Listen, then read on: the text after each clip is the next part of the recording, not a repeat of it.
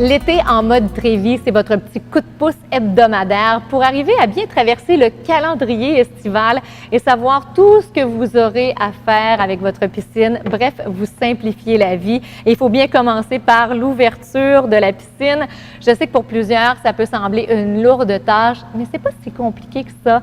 On y va étape par étape et on fait bien notre liste d'épicerie. D'ailleurs, il y a beaucoup de choses sur mon bureau. C'est ce qu'on va regarder ensemble aujourd'hui. Vous devriez normalement penser faire une visite en magasin environ 2 fois. La première, pour vous assurer d'avoir l'équipement nécessaire pour ouvrir votre piscine, et la deuxième, tout simplement revenir avec votre échantillon d'eau. Les étapes pour ouvrir la piscine, si on y va grossièrement, là, on commence par enlever les plus gros morceaux, question de partir notre filtration de manière sécuritaire. Ensuite, on branche le tout pour démarrer la filtration. Et une fois que ça fonctionne, on peut faire le grand ménage.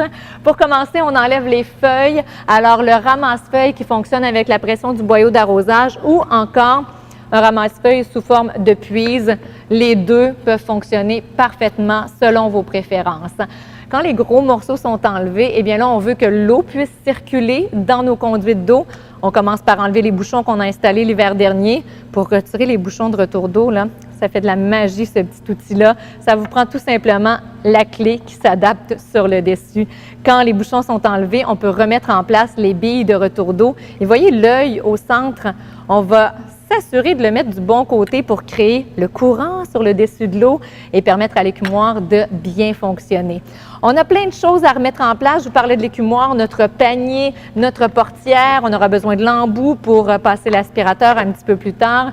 Évidemment, si on fait fonctionner la filtration, on ne veut pas que le filtreur ou la pompe coule.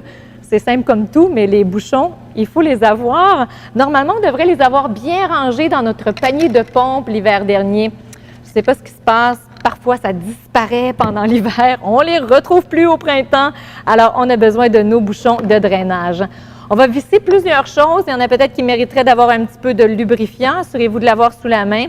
Et on va visser ça bien étanche. On ne veut pas que ça coule. Alors, on investit un petit peu sur une petite roulette de ruban téflon. Le manomètre, il faut y penser, il faut le changer chaque année. Alors, mettez-le sur votre liste d'épicerie.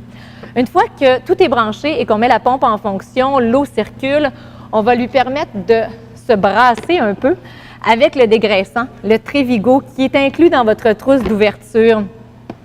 On laisse le dégraissant agir environ 12 à 24 heures. Par la suite, on va pouvoir mettre les autres produits, traitement choc, brillance, clarifiant, etc.